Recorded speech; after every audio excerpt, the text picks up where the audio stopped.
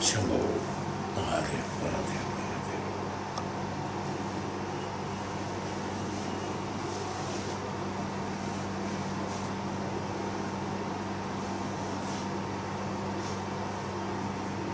Shiva, Shiva. So we said in the last shloka that the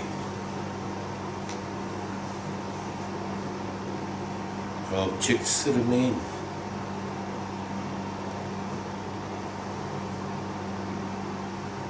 Whether it is still exists or not, it is the perseverance of the mind, perceived by the mind,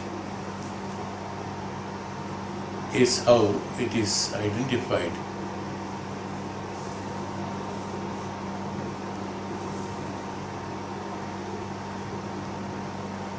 It's a very big chapter actually. It's only in one word they have told that how it is, the object is there, but how it is perceived, that is how you identify and understand the object and through the object.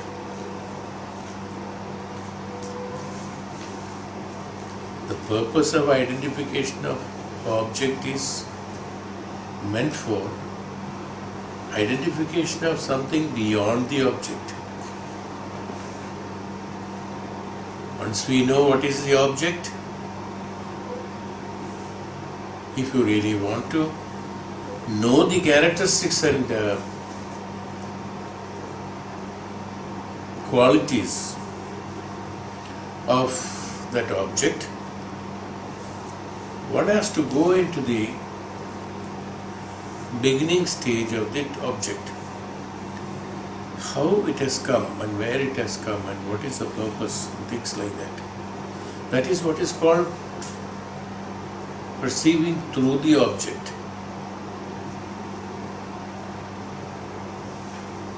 Materialistically, physically, through the Panchendriyas, experiencing an object is only based on the forms and shapes. Whether it is akara or a sound, whether it is taste, whether it is smell, whether it is sparsha, whichever it is. Through the Panchendriyas, whatever you have perceived, you are perceiving is only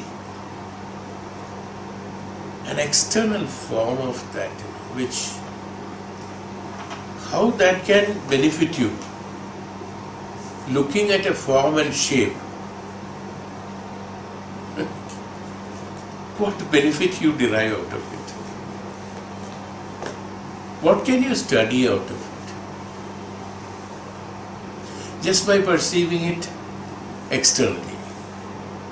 Let us say you are seeing a flower, you are seeing a material, you are seeing a camera, you are seeing an individual, a person, whatever it is, any object. Just by experiencing that object externally, okay, you can say that the shape is like this, color is like this, it is round, square, elliptical, triangle, color, but the properties of that is this. This is what one can maximum do. A little advanced stage, one can go into a chemical analysis or an X-ray or a photograph or an X-ray or a chemical analysis and find out the physical properties of the object. Now, what is the benefit of it? There may be benefits, I don't deny that, of course. It will be only physical, it will be only very minimal. By identifying something physically or chemically, the benefit extent is only for the purpose of the physical body and some kind of ego satisfaction. there ends the identification through the Indriyas. Objects through the Indriyas. Is it that what he means by here? For that one need not to write this, the Shastra for that. That anybody can understand. For that, for a Shastra is not necessary.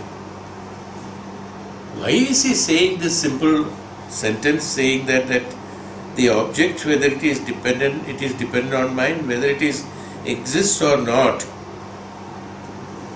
it is how it is perceived by the mind, is it? What is called the perception by the mind? Perception by the mind are two. One is that through Indriyas, the physical properties. There is a benefit for the physical property as far as the materialistic utility is concerned, or materialistic understanding is concerned. Utility means understanding. Materialistic understanding or materialistic utility is concerned.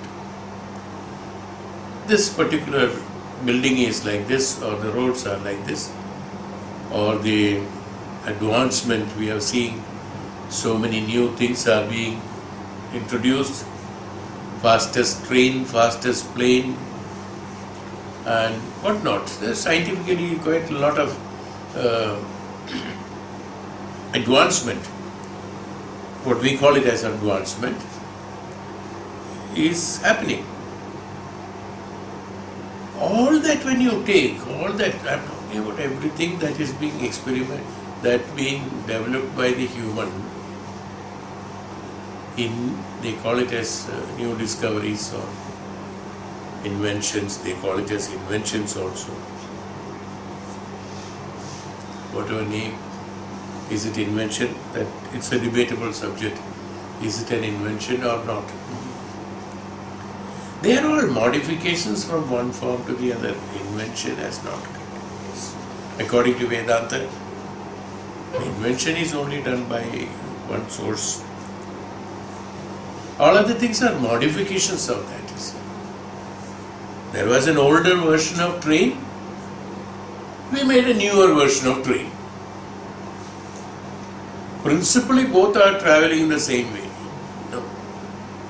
Principally. Older version of a car and modern version of a car. Both have to be driven, both have got the wheels, both have got this. An aeroplane, whatever it is. An older aeroplane and a newer aeroplane. Principally, it's all modifications what I'm trying to do. From where? From the basic of something else. They are all modifications. Well, they are all beneficial. They are all beneficial for the human being physically, for comforts of the physical body, mind, and for physical activities. They are all beneficial, no doubt about it. We cannot debate on that. Is it what he is meant? The purpose of mentioning that, is it that? For that we don't have to have a Shastra. And we don't have to have so many rishis and tapasvis doing tapasya for long years and then writing the Veda, Upanishad, Vedanta, Mimamsa and Manushastra and various Shastras, Nyaya Shastra and other things. Various Shastras are written there. Is it necessary for all that? One can see it, one can identify it. It's very simple. Only in some basic education is necessary, that's all, to understand that. Is it that what he means? Why I'm just clarifying, because one should not think that why this is a very simple thing, why it should be mentioning in a Shastra. That is not called perception by the mind. Well, it is also perception by the mind. As I told you, perception has got two sides of it. One is that physical perception through the Indriyas and the ego, and the spiritual perception. The spiritual perception through an object, identification of an object should be the cause for identity of the Brahman or the higher consciousness, or from the inception of that object.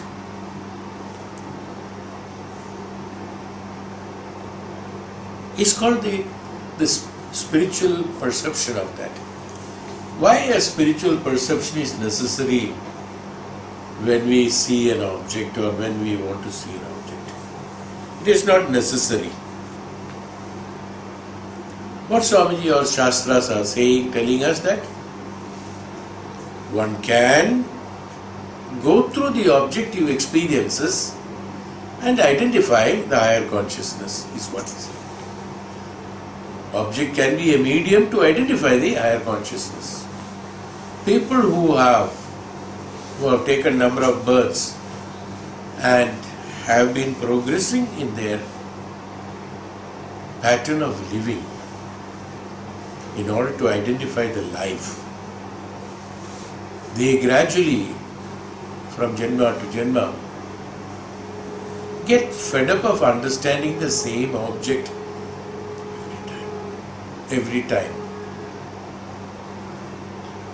We are all seeing the car from beginning. Fed up of looking at it, only think some new paint has come, new wheel has come, new this one has come, that's all. The car as it is the same. So what happens? Some people get attracted to it, no doubt about it. The ones who are getting attracted to it, they will be attracted towards that materialistic perception of the mind. His identity is only superficial, the superficiality of the object. When you see an object, superficial. Oh, हम लोग बोलते भी हैं ना, हम लोग. Just small examples I would like to tell you. What I remember. We used to go to the shop, clothes shop or dress shop when we were small children. Parents used to come with us. Naturally, we are not allowed to go alone. As soon as we see certain things, we get attracted to that. As a child, I would say that this is what I want. Mother or father will go look at it, see the cloth, how it is stitched, what is the brand, and what is the durability, whether it can be washed normally or we have to have a special washing every day. No, there's so many things have to be identified. You see. You got my point now.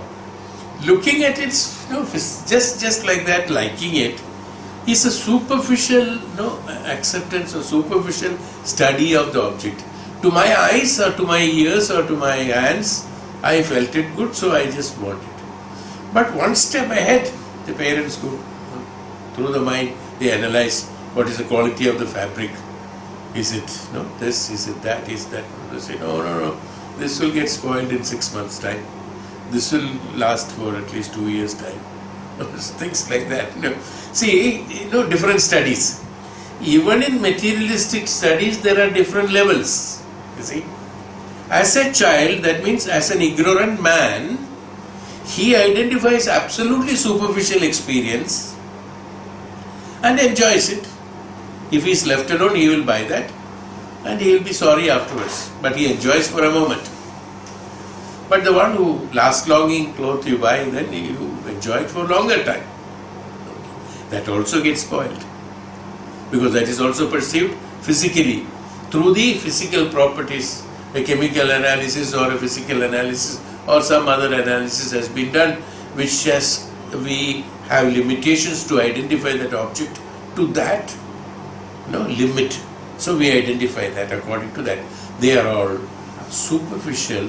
Well, even in superficial, as I told you, grades are there. 1, 2, 3, 4, 5, 6 grades of physical identification. A very sophisticated car, somebody says, this is not necessary for me. But what happened? Who has got just an attraction towards it. As soon as he sees, oh my God, this is something new, I want it immediately. So various levels of perception. You do understand what I meant by what Swamiji meant by perception of mind has got so many grades. some look for quality, some look for looks, some look for benefits, some look for price, some look for comfort, some look for various things are there. In various fields, depending upon his own maturity of the mind or experience of his perception, perceiving through the mind, depending upon his experience, gradually he changes from grade 1 to grade 6. How this experience has come to them? I am going to the absolute roots of that. How this experiencing has come? Because as a child, or as sometimes he has chosen that child as the ones which is looking nice, and they got it spoiled. Then they identified something else and they found it is better. Then again they experimented and experienced something else is better. So through the studies and experiences, even the physical identification of an object is in the grades, number of grades are there. This also has been perceived, or this also has been acquired by an individual through various experiences and experiments and experiences in life. Is it not? Not just all on a sudden one has found out what are the benefits of a cloth. One need not be a textile engineer for identifying the cloth. A good mother will identify. This is what I want. So she knows what you want. You see? The mother will identify. You understand what I am saying? Depending upon the perception. Yes, a chemical engineer will go further, something else. No, his perception is totally different. He will look at it different through various other parameters of what he has educated himself for. Why I am going into detail is that it is not that simple. That one word, that perception of the mind, is not that a simple word just by looking at it and perceived it, or I have studied in the university, I can now perceive such things. Like a chemical engineer or a textile engineer identifies a cloth. I may not identify that as a textile engineer does it, but I perceive it in a different manner depending upon my necessity.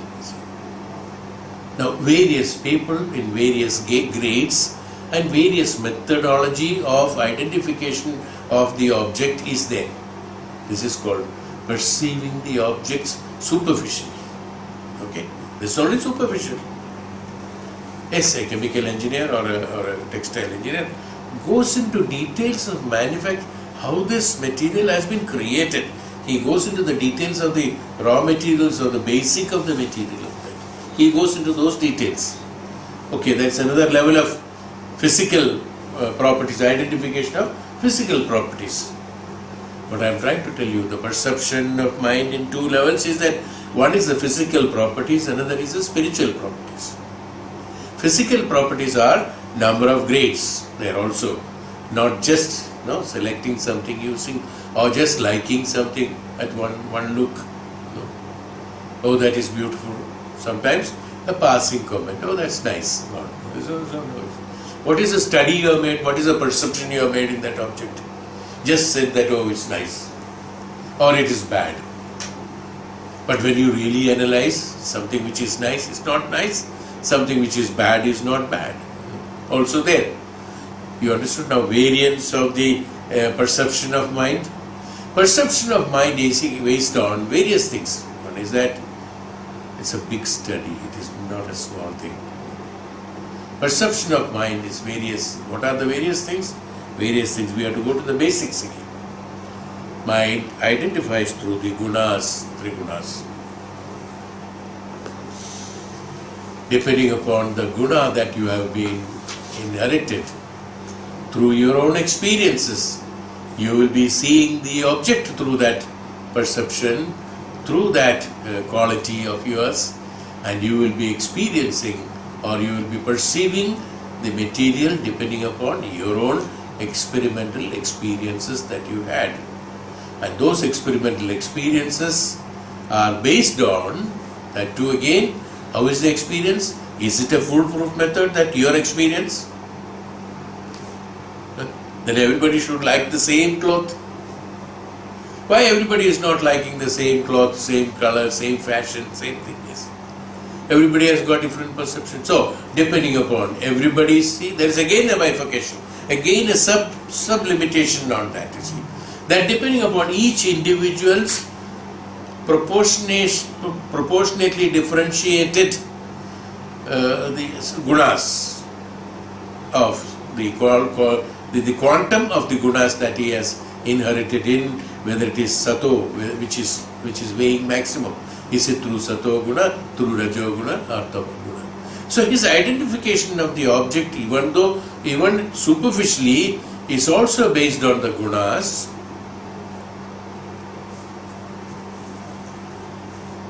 And so now thousands of bifurcations. I just told you various examples. Now if you discuss, we can go into more details of that. How today morning, how do you experience an object? Evening, how do you experience an object? When you are busy, how you are experiencing an object? When you are in different moods, what we call it as emotions. When you are in different emotions, how do you identify an object? The object is same. What is that? Object is same. When you are in different emotions, how do you identify that object? Sometimes you neglect the object, you don't see the object at all. Now when you are in a different kind of emotion, so you understand how many levels of perceiving an object is there now? Do you understand what I am saying? So perception of an object is not a simple subject to have. If you can, nobody can authoritatively say that what I have perceived is right. Or even, forget about right.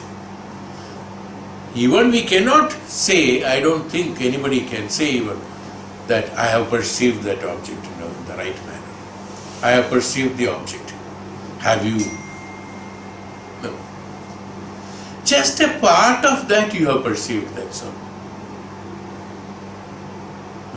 I used to do this experiment in our classes, Reiki classes in practice.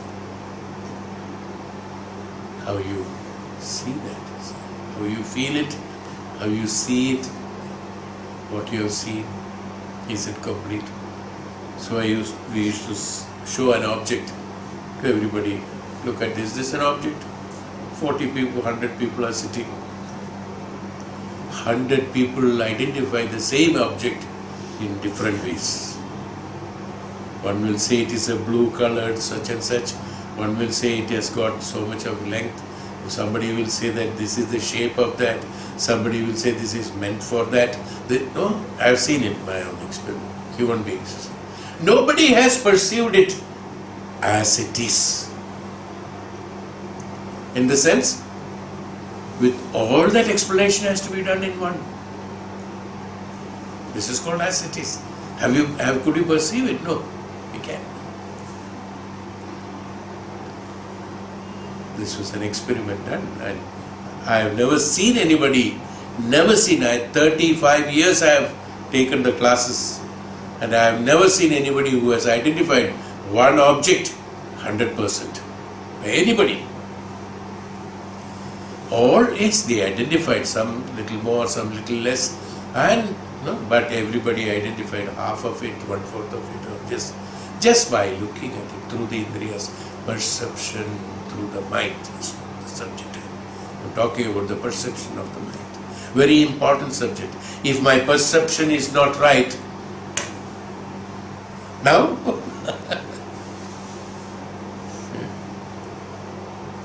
what is my characteristics? How am I going to live in this world? Depending upon my perception. So if your perception is very absolutely superficial, and that too incomplete, and that too incorrect, how are you going to live? Like that. How to lead the life. How you will identify the dharma. How will you identify your karmas? How will you execute your karmas? This is one word of it. It's not just a word of perception. Perception has got very deep meaning on that. I am talking about the physical perception. Through the emotions, through the panchendriyas, through the dashendriyas, through the emotions, through the understanding, through the studies, through the experiments, through the physical experiences, experiments and experiences, we have identified all that. We all can identify. Different levels of identification can be done. Different levels of perception can be done, but none of them are complete for the purpose of living. It should be meant for, complete for the purpose of living.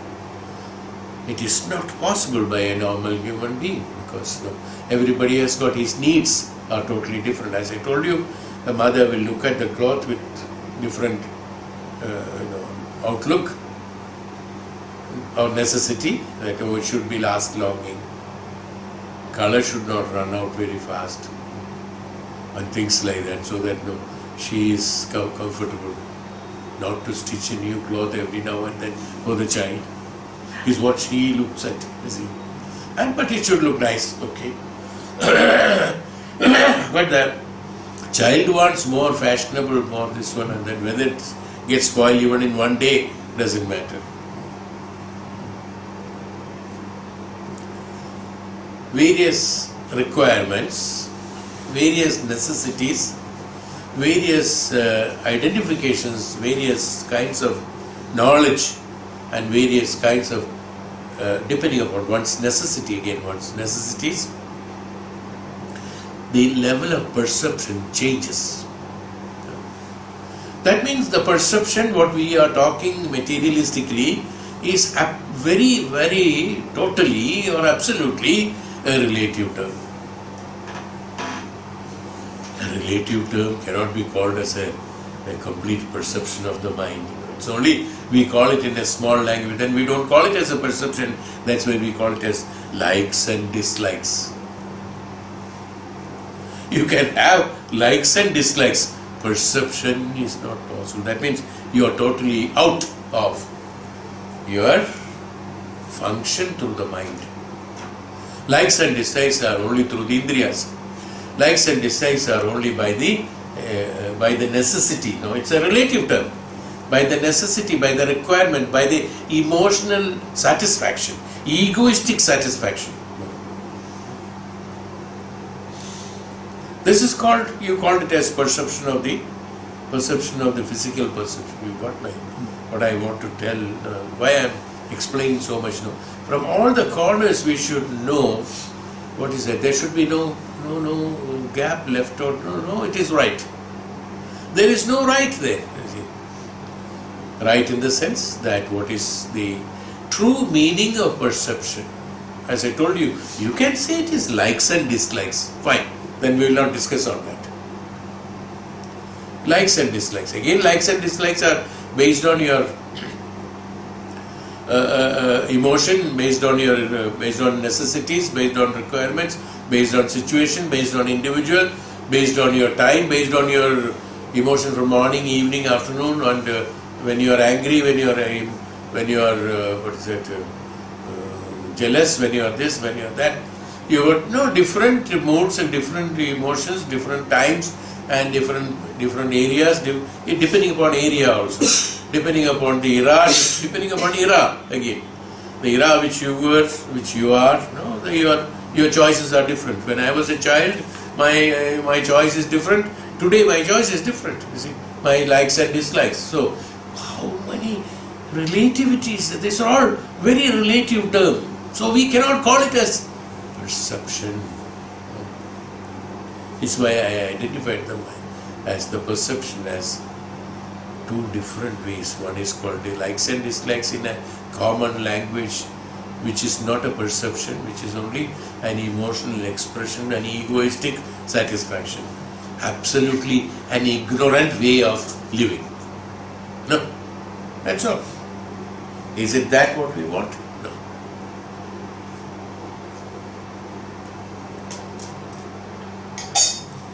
Is it that what we want? An ignorant way of living? No. For that we are not listening to the Shastras. We are doing meditative tapasya, we are learning, we are educating ourselves, we are living in the various different ways and methods we are living. And we are studying these Shastras and Vedas. We are imitating, we are following or we are imitating the great men, great gurus and great books, great knowledges written in the Shastras and Vedas.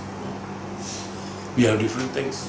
Many people get carried away by the Shastras or the books written as in a very negative manner. Tarka Shastras are there. During discussions, what happened in every Vedanta, there is also Tarka Shastra. The Tarka is good, logical experimentations. What is the logics? Everything cannot be identified. Logical classifications or identifications can be done only that what you can identify externally. For Brahman, there cannot be a logical explanation. Tell me a logical explanation for Brahman. How do you identify Brahman? Have you seen the God?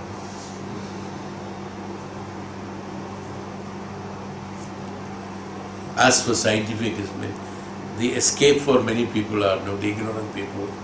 They will immediately switch over the subject to scientifically experience. Tell me what is called God. What is God? Immediately. First of all, God is not a material which can be identified or scientifically explained. What is scientific, first of all? What is science? The science is nothing but, as I told you always, the Vedic science is a complete science. The other material science or chemical science or logical explanations, logics, that is, they are all the experiences of the experimental experiences of the material or the matter or the Bhautika Bhutas. From the Bhutas only these explanations and these identifications have come. It is necessary for materialistic way of living, no doubt about it. It's okay. Up to that, if we understand, that is perfect. We cannot call it as perceiving or perception. Perceiving is that's why perseverance, that's a word called perseverance. What is perseverance? A constant behavioral pattern. It's called perseverance. It's not perseverance. Intently, constantly attending on something is called perseverance. No? That has come from perception or the perception of the mind. Okay. Perseverance. No. Also another, it's a noun which is a constant effort on that. So the characteristics of perceive. What do you mean by perceived or perceiving or perseverance is that constantly, that means once you have understood that this is that, it firmly stands there, it doesn't change. It's called perceiving. No? That what I have perceived is throughout number of janmas, even if you take birth, it will not change.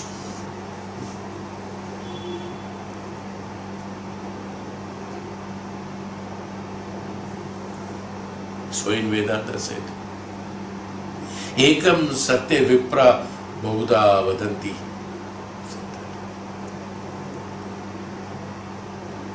Ekam Satya, Satyam Eka or Ekam Satya. Satyam is only one. Vipra Bahuda Vadanti, the knowledgeable men explains it in different ways. This is the identification. This is called the true perseverance, perception. It's called true perception of identity of that. So many things, which is called, now we are talking about one word. It's earlier when I read that, I remembered that I must tell what is called perceiving. Everybody is talking perceive. What do you mean by perceive? Just looking at it, enjoying it, or identifying it, or perceiving through the object you identify the Brahman, perceiving through the object. How is it? Just by looking at it? Just by enjoying through the indriyas, or by the emotions, or by the era, by the time, by the age, by convenience, by its inconvenience, by while sleeping, through the dream, or through the... You see, how many fractions are there in the perceiving of the objective experience. So, that is not what is, that is one side of it. This is a material perceiving, which I said about the likes and dislikes. That's all. That is through our egoistic satisfaction plus indriyas and mana. But perceiving by the mind, in the sense, perceiving by the mind should be done not through the physical indriyas and the physical properties as it is, but it should be done, even if it is perceived through the indriyas, it has to be analyzed by the shendriya, the inner indriyas, or the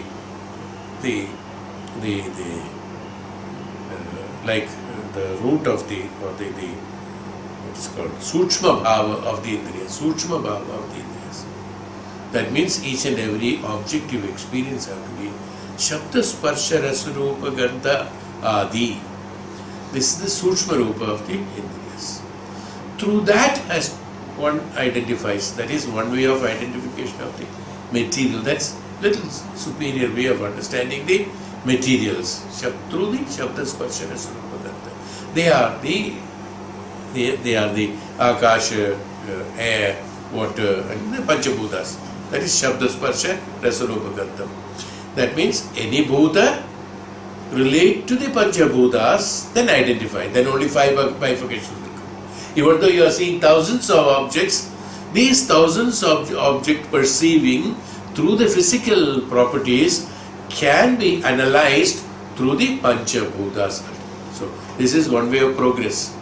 You see, through that you identify through the everything can be identified through the Panchabhutas only.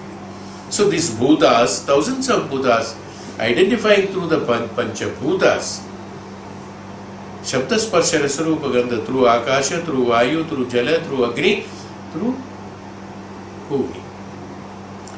Through these properties, when you identify these thousands of properties, you have come to a closer perception towards the spirituality. As Ishavasya Upanishad said, it's a very common example. Everybody we know that. From the mud, we make thousands of them, thousands of shapes and forms, but each one is a mud only.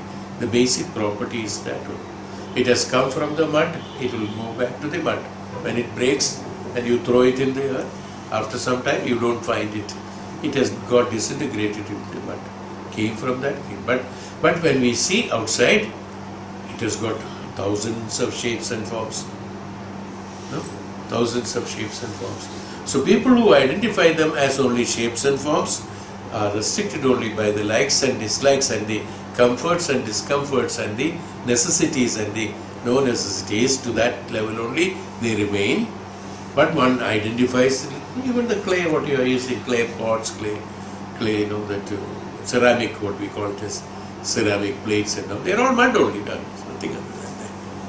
They will all go back to the mud only. So identification of various shapes and forms. Identification. I am talking about the perception of the mind. The mind perceiving the material in a different way. So when that, we have explained enough on that. So the thousands of materials, what you are seeing, what you are experimenting, experiencing through the indriyas and mana, objectively through forms and shapes in different ways. And when you grow little more mature, what we call it is maturity. When you grow a little more through the experiences, may not be in one janma. It may take number of janmas, I tell you. How many people in this janma have identified a porcelain cup is mud? Tell me honestly. We ourselves did not do it earlier. Today, having known, now we know. Whenever we had taken a cup of tea, has anybody thought this is mud? We never said that. We only said, oh, this is blue pottery, green pottery, yellow pottery, and this is in Sri Lankan, this is so and so, this is what some Asura who has made. Sri Lanka is only Ravana.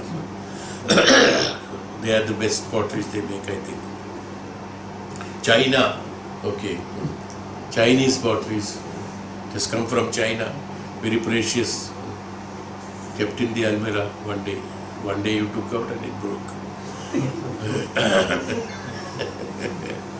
Various kinds of things. Have you ever thought? Tell me honestly, have you ever thought they're all, but we are fascinated by them. You know.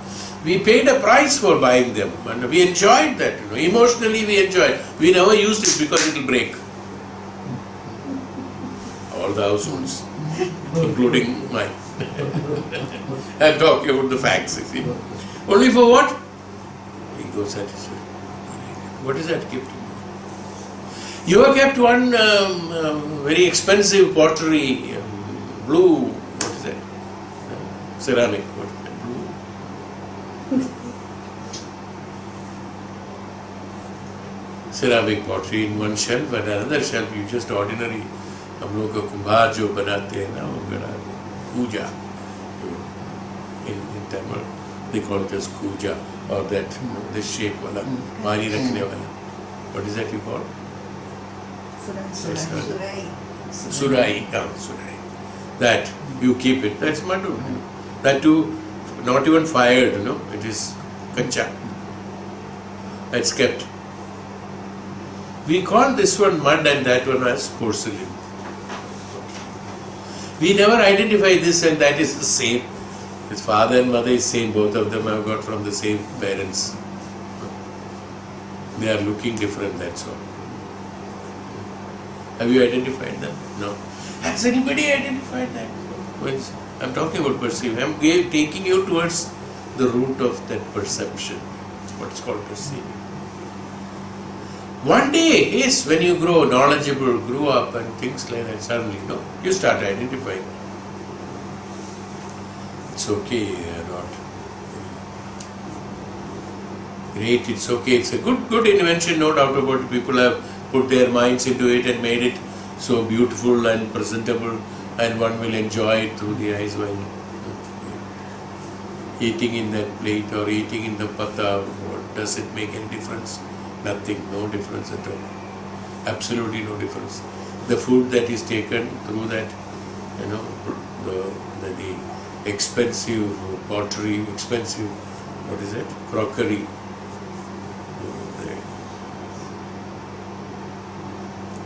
All same. खाने के बाद में, let it be any pottery. You will not put it in your pocket. No, it has to be washed. Put it in the sink only. Whether it is China or whether it is Ceylon, put them into the sink. China and this. So no perception. So this all. What happened then gradually when he identifies through gradually when he grows in different levels when he grows. It may take janmas actually. I told you. Number of janmas. Even in this janma, number of people have not identified or have never thought or have never given a thought that these are all mud only, nothing other than that. This identification is called the identification of the reality through the mind. That means the mind is going into the path of the truth through renunciation and through coming out of the ignorance. The others enjoying the pottery, not that, no, you should not enjoy the pottery, please enjoy, no problem. But what I am trying to tell you is that one remains in the ignorance, one starts enjoying the ignorance. When you start enjoying the ignorance, you will never want to come out of it. This is called attractions and attachments. The attractions or attachments are nothing but we enjoy the ignorance. When we come out of the ignorance through the knowledge, the path of knowledge, that's why the Shastras and Vedas and things like that. Even in the books, there are so many books, fiction, politics, history, so many people have written. Depending upon your likes and dislikes, whenever you read somebody, you start liking them, you start following them. Whether it is right or wrong, it is his opinion, no doubt. So many people have written Vedanta by many Westerners, many Easterners, many others, many people have written about the Vedanta, many descriptions are there. When you read them, you will get a complete wrong idea of it or good idea of it, whatever it is. Different ideas, I won't call it as good and bad. You will get different ideas of it. Are we supposed to get, what is called, divulged with those ideas in our mind also? What happens? We get attracted, we waste our time into, that in the divergence of those ideas. Whereas we should come into concentrating to that, the truth. That's called, one is the enjoying the ignorance. One want to experience through all these ignorances. That's why somebody has written Ravana in a, Ravana is a good man, Ravana is this, another writes Ravana as a villain, Ravana is this one. Another writes that Ravana has got these qualities, but Ravana has got these bad qualities also. The good qualities and bad qualities. We have to read that instead of going only by that perception. Just telling you an example. So what happens when we start enjoying the ignorance of others? When we start enjoying ignorant commitments and comments of the others, we are enjoying the ignorance. There are debates and arguments on that. So and so is right, so and so is wrong, so and so it is.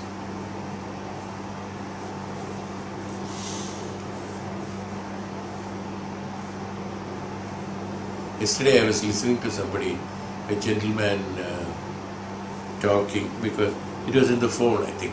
Somebody had forwarded a message. The phone. What happened in about 20 years back and what is happening now, absolutely reverse. But he said earlier days when we were doing the cultivation through the manure, normal, that what do you call it as? What farming? Organic farming. We used to do all organic farming only, from the cow dung we in the houses and the farms, and then we accumulate compost. We used to make, even in schools we used to learn how to make a compost. Dig a bit of such and such area and put the leaves and all that, then put one layer of this, one layer of mud, one layer of cow dung, one layer of this, and make compost and use it. So organic farming, this is what I was trying to do. Organic farming was there and we were enjoying, and there was less problems, no problem. After that what happened, gradually people have suddenly started telling about the utility of the chemicals, using the manure and the sprays for the insects and things like that, utilizing mechanization, machineries and things like that. And we came all these 20 years or 40 years or whatever it is, number of years, and today we are all looking for organic stuff. Right? You got my point. What is it? Perception I am talking about. We were doing organic, we enjoyed. Suddenly somebody, what happened? Some fellow did not know, wanted to sell his product. So what happened?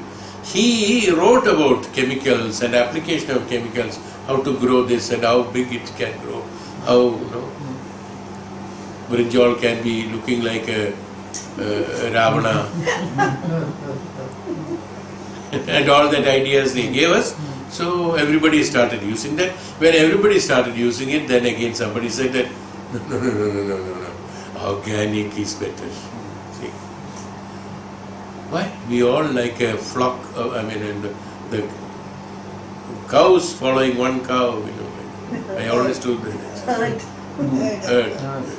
The herd. In Hindi they call Jund. One Swamiji going in front, all the Swamijis follow.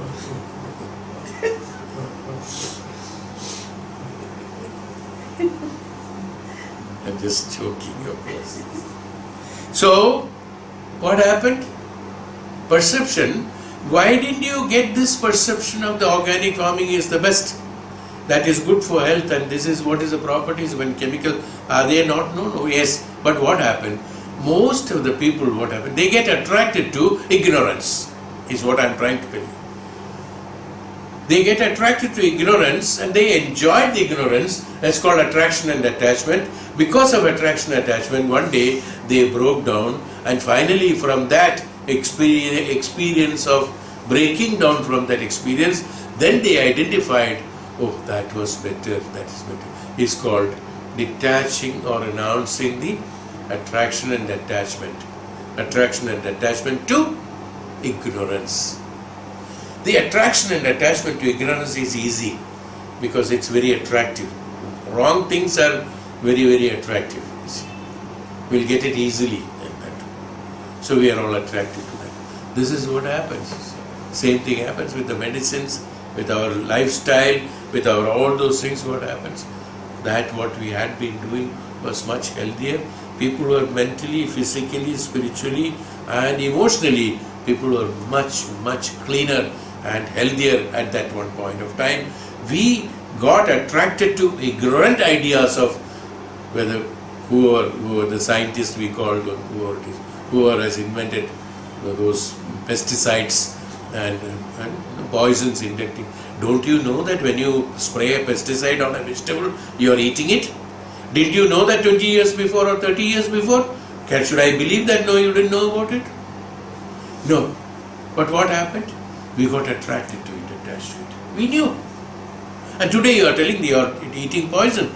Today I think so many of the pesticides are banned. In Kerala there was a big endosulfate or some endosulfone. Yeah, endosulfan. Endosulfan. Created an epidemic. Crippled thousands of people. Joints are gone. And they cannot walk. They cannot sit. They cannot. All this one has gone. Finished. Endosulfone. That is a big scam. Why? I got attracted to negativity. I'm not. See, it's all in front of us. Is why I am explaining those things. There are thousands of things. It's not that. Is what is called perception. Why did you go for it? Now there's a basic question. No, if that was the case, didn't I know that endosulfan is bad even 20 years before? Were there no scientists? Why our scientists did not say that this is bad? We got attracted to negative. Now this whys, number of whys, we can keep asking, we will never get an answer. We got attracted to. So this Shastras and Vedas and the education or the following of these principles in our life through the Vedantic studies. Yes. When we have satsang, we go through the Vedantic studies where the Vedas, Upanishads, Mimamsas, Vedantas are written absolutely facts through which you can really experience, which has been experienced by the Maharishis and Tapasvis.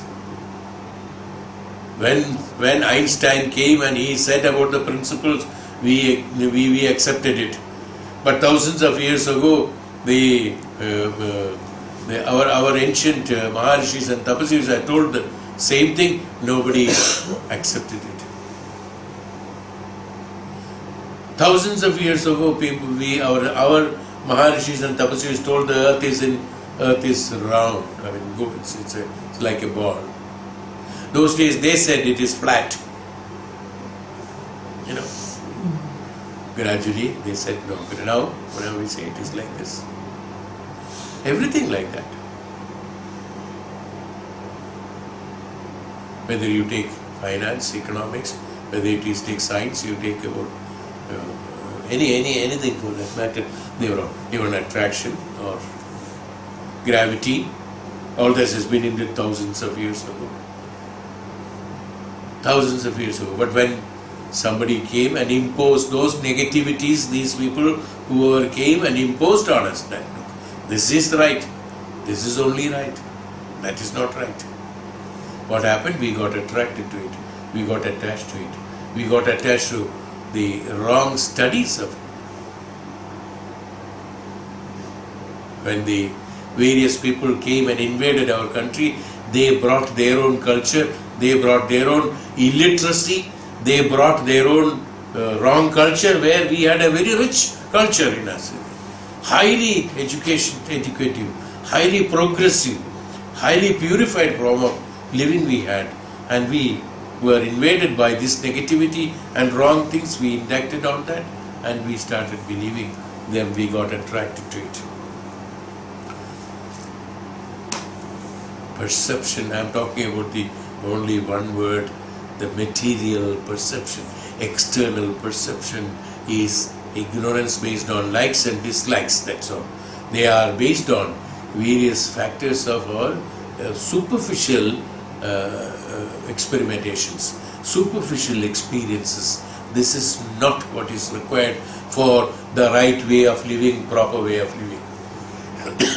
When we get attracted and attached to superficial understandings, superficial attachments, superficial identities, what will you study? As I told you, what will you learn and what will you use for your living?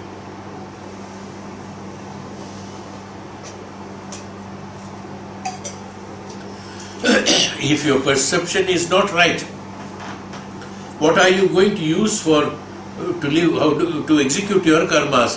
What are you going to use? Which idea you are going to use? That what you have perceived only? I am giving a lot of emphasis on that. You know, this may be very basics, and I am talking about Vedanta only. Unless this purification takes place in us, how can you identify that true perception of mind if it is not happening?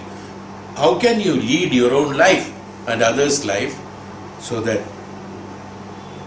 you can live happily, you can live rightfully, you can live, that's called dharmic way of living. In order to have dharmic way of living, this perception, idea of perception is absolutely necessary.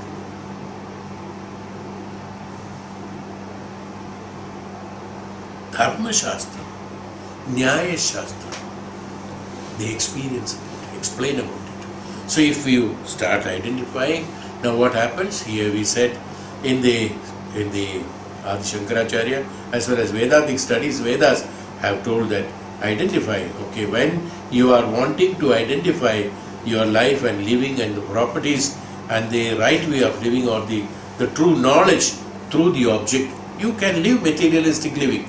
Nobody has objected to that.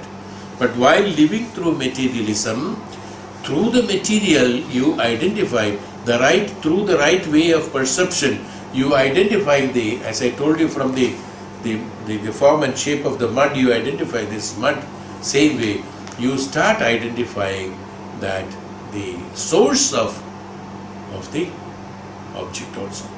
While enjoying the object, we should also know the source of the object.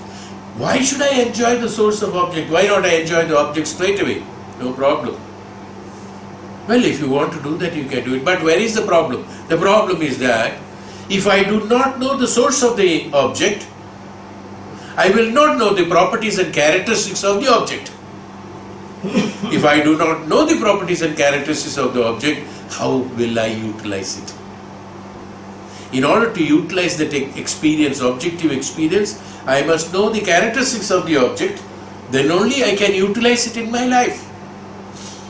Otherwise, just suppose there is a bad quality and bad characteristics, I'll be attracted to that and I'll be utilizing it for living my life. No, that's not the way. So when I go to the source of it, I know what is the characteristics and properties of it, and I will live according to that. So my life will be purified as we identify the material through the perception of the objects,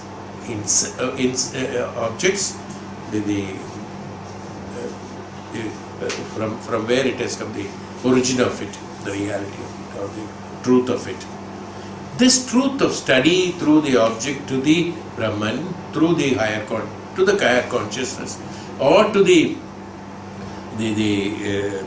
base from where it has come, the reality or from the origin from where it has come, this study is called spirituality or the travel of spirituality. When your perception is through that, what happens? As I told you, from all the objects we gradually concise to Panchabhutas. From Panchabhutas we concise the thoughts into one, which is called a Brahman. I told you about the pluralities and oneness, Anekam and Ekam in the previous class. The same way, through the Anekam, through the Panchabhuta, this more detailed on that. See? So through the Panchabhutas, whenever I think, when I do some, not only material means what? Material means that what I am thinking, that what I am experiencing, that what I am seeing and things like that through the Indriyas, that what I am using, that what I am living, everything in the karma, everything that is happening is all material. So, including the thought, if I am thinking something, it's a material matter. So, if I am thinking something, I must know what is the source from that. From where it has come. That means I suddenly identify, oh my God, that's not good, that is jealousy. Why did I think that? That's because of jealousy. Or that is because of this, that's because of ignorance, that's because of this. This identification I will reach to. So when I reach that, I will utilize my thought based on the identification that I have done, characteristics I have done. That means I am identifying the truth through the object only. The moment I identify the object is based on that, I negated the negativity on that is called the principle of neti, neti, neti, neti. Na iti, na iti, na iti, na iti. This is one way of renouncing and one way of identifying in the Vedanta, identifying the Brahman. Neti, neti, na iti, na iti. Rejection of that, because I cannot approach it, so I have to identify through na iti, na iti, na iti. That's one way. It's a very long process, but it has to be done. For some people it has to be done. It's called perceiving. Perceived by the mind is what I have talked about. That means my perception, and my perception is what? Based on what again? I repeat, based on what? Based on the Trigunas. Sato, Raju and Tamo Guna. Where has this Trigunas come into me? Based on my karmas, karma pala. So if I have developed the Tamo Guna or Rajo Guna and identifying Sato Guna, how will I modify them? The methodology of identifying them and improvising the quality of the gunas in me to utilize in my present Janma and purify myself and go into higher self is called spirituality.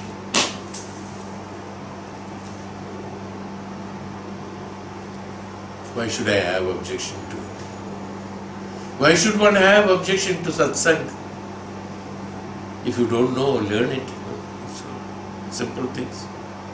If you are in tamoguna, nothing, it is not in your farm. Tamoguna is necessary. But too much of tamoguna should not be there. Up to a certain limit, tamoguna is necessary. Lethargy is necessary sometimes. You have to sleep. No? If you are active always, jagrata avastha, you cannot sleep. That's not right. Sleeping is tamoguna. Sleeping is identified as tamoguna. It is necessary for us. For a human body, it is necessary. So that tamoguna has to be there.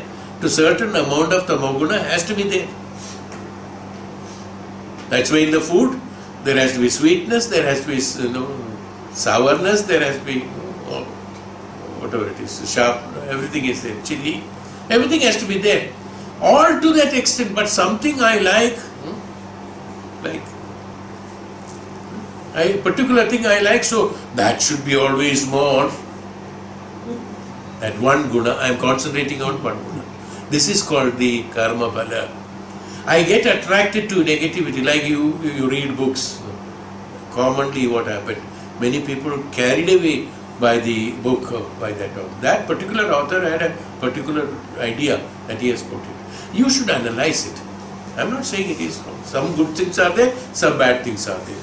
The good and bad, the bad identification is called the Niti Shastra. That has to be created. I will be talking about, that's why I brought this, but I don't think today I will be going there. I wanted to tell you about that Niti Shastra. Nyaya Anyaya Sthiti Vishesham, as they call it. That's called another identity of how to go on. This Nyaya Anyaya Sthiti Viveka in the Nyaya Shastra has to be learned. There is a Shastra for that. How to identify Nyaya, Anyaya, Viveka. It's called Nyaya Shastra. In that Nyaya Shastra it is identified Nyaya, Anyaya, Vivekam. This Nyaya, Anyaya, nothing other than that. I have explained it earlier also. I am not talking about you. The power of discrimination, that's all. This I had been talking since years. This power of discrimination is called Nyaya, Anyaya, Sthiti, Viveka. Vastu Viveka, sorry. Vastu Viveka, through the objects. Through the object here, through the objects, Nyaya, Anyaya, Vastu Viveka. I have spoken this about much earlier, about the discrimination of the mind. The discrimination has to identify discrimination. Anything I read, I should be able to discriminate that this is what is right and this is what is wrong. This discrimination has to be done. In each and every karma that I am doing, each and every food that I am eating, whatever I am buying, I am seeing, I am experiencing, I am listening, what is good and bad, the discrimination, power of discrimination has to be there. This power of discrimination is called Nyaya, Anyaya, Vastu, Viveka, has to be identified. That is called again, that's again through the gunas. So the identity, I am talking about the guna. A particular guna is too much inherited in you because of your karma vilas. Let it be rajoguna, identification of rajoguna in you. Too much of identification of rajoguna, execution of karmas and getting benefit out of it. Acquiring knowledgeable, acquiring position, acquiring padavi, acquiring kirti, acquiring all this is all rajasic. This all rajasic at one point of time will just crush, will come into disappointment. So what happens? From this we have to learn. So identify them and then come to sato. Even sato also we will get identified as attraction and attachment and jealousy and things. There also we have to improvise on that.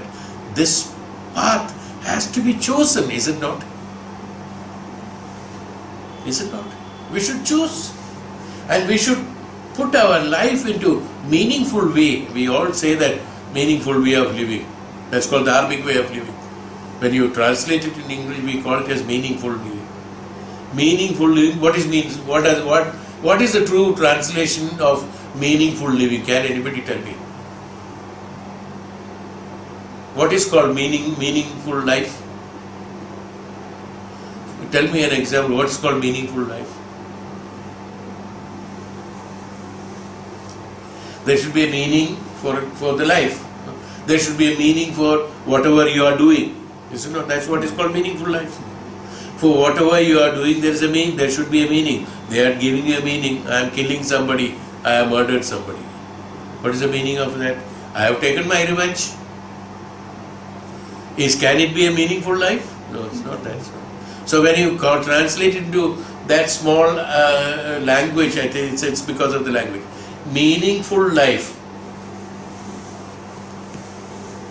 Not literal meaning of meaningful life, where he was also meant when they said meaningful life, that means there should be some benefit out of it. Guna out of it. Sato guna. That means you have to convert yourself into sato guna is called meaningful life. That means others are not meaningful. Others are just living, that's all. I don't want to just live, but I would like to live meaningfully, is what he means. That's what meaningful life actually. But many people, what they will say that, meaningful life. And what is meaningful life? For everyone there is a different meaning for meaningful life. I earned so much of money, I did my meaningful life I am living. I did this, okay, meaningful life. I did that, I built so much of properties, I bought so much of land and properties. Meaningful life. Is it called? Can it be called as meaningful life? Dharmic way of living. Dharma. The true sense from where the meaningful life has come is the dharmic way of living. Dharma. What is dharma? Again.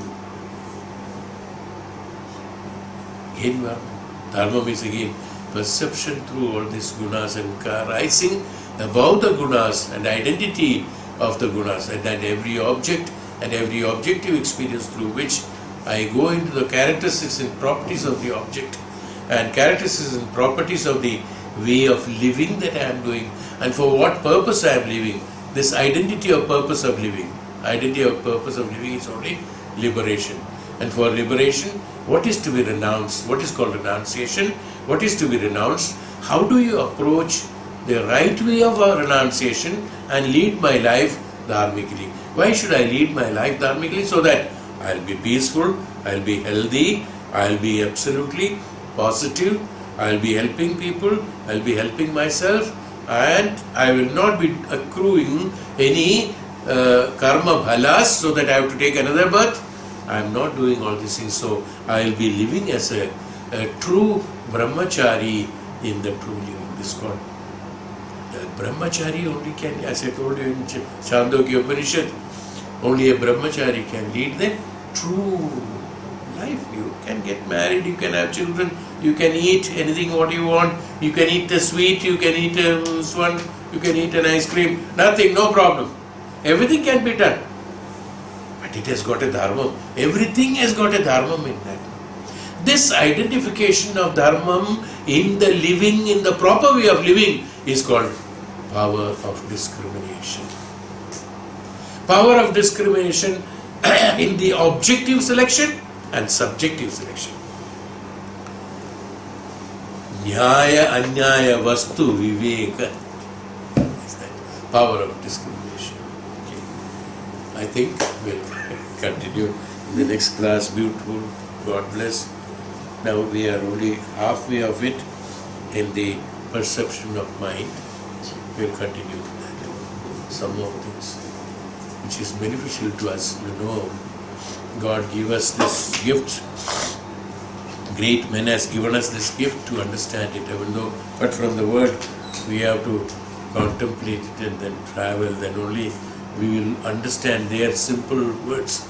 You see, always these are all, that's why I always told you, all the Vedas and Vedantas and Upanishads are all, they're all sutras. Sutras.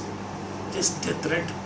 From there I have to take it and weave it and color it and then make a cloth out of it. It's lot of contemplation is needed. They will not see it. All the Vedas, they're all sutras only. So you have to utilize them. This is called the travel towards, journey towards the spirituality, journey in spirituality, journey towards Brahman, journey towards the higher consciousness. From the lower consciousness, using the lower consciousness, that means materialism, using the lower consciousness, using identification, similarities and identification of the higher consciousness is called spirituality. Traveling into spirituality. Not getting stuck to only what in the conscious mind says. Not getting stuck to what is there, you are seeing and experiencing. No, you are seeing and experiencing, you are doing it, you don't have to learn it again. No. It's already there. Learn something which is not there, which is beyond, from where it has come, from how it has come. So that what happens, we will know what is the purpose behind it. Why should I know what is not there? That because everything has come from that what is not there. So if I know that, I will be in a position to lead my life here in the conscious way, in the right manner, through the power and education and knowledge of the higher consciousness. I will be able to lead the conscious mind through the higher conscious mind and lead the life and exhaust the karmas and get liberation and be in the highest consciousness. And the purpose of living and life, always I have told that, is meant for only liberation and attainment of the Brahman, is only the purpose of everybody's life and living. This identity, we just got diversified and diverged through the attractions and attachment. We travel very far from the reality, very far from the light. We are in the darkness, always in the darkness. Om Shanti Shabho Mahadeva.